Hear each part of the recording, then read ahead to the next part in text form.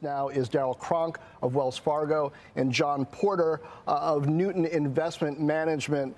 Guys, welcome. Happy Friday. Darrell, so consumer services, retail, financials, all not faring well today. We got another week of trade before a potential government shutdown. Buying opportunity? No? Probably not yet, John. We don't see the risk-reward dynamics terribly favorable here. To your point earlier on the week, I mean, this will go down as the toughest week we've had since March. So I think you've got a real battle line being drawn right now between Goldilocks and the soft landing long positions and those that have to wrestle with kind of the three bears, right? Oil being too hot, earnings being too cold, and maybe interest rates being just right, for trying to find an equilibrium in here somewhere. Either way, one of those factions are going to win. Certainly the three bears won this week, but we'll see how it goes forward here. That's a whole different fairy tale if you got to wrestle with those bears, for sure. John, right. So there have been 20 government shutdowns in my lifetime. I'm not trying to say they're rare or catastrophic for markets. This time, would you expect bond yields to drop as usual? What impact, like, for people who are trying to game out next week, should we expect on yields and on stocks? Yeah, I'll use a word we're all afraid to use now, which is transitory when it comes to the government shutdown. And on the list of things that I'm focused on in the market, that's not high on the list. As you said, we've seen 20. The 21st may come. It'll come and go. I think there's much more substantive issues. I agree with Darrell. This is a hard market to really get excited about right now. Market valuations are quite high. Bond yields are high, given where it's hard to justify the market multiple given where bond yields are. You really need an earnings-driven catalyst to take the market higher from here, and I just don't see where those earnings are going to come from in a meaningful way right now.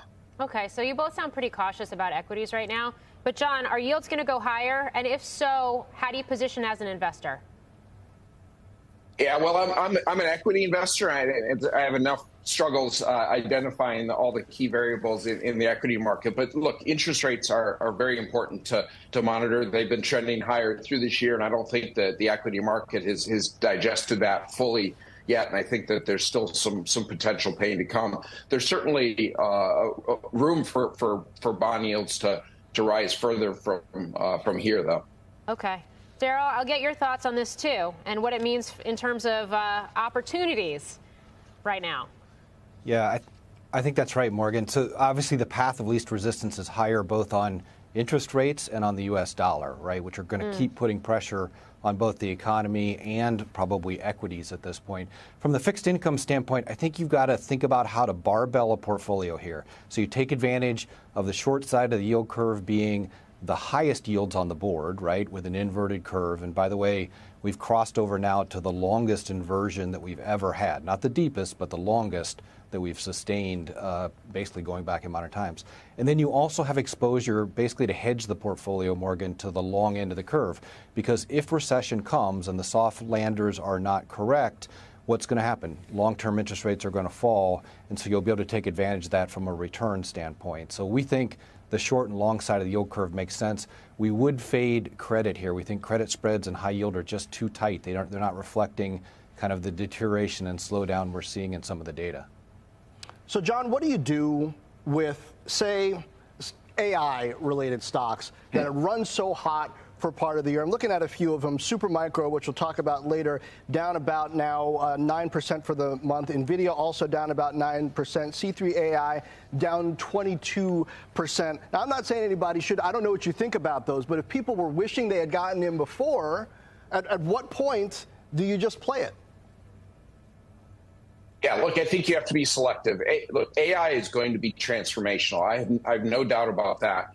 But right now, it's largely one big experiment. There's a lot of speculation out there. There's very few companies that are seeing tangible benefits yet from AI. Now, you mentioned one of them, NVIDIA.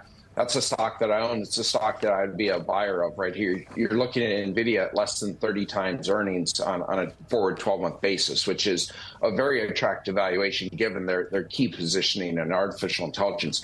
But you have to be very careful with this theme because I think there's been a lot of hype that's carried a bunch of names forward. There's very few very clear winners yet at this point.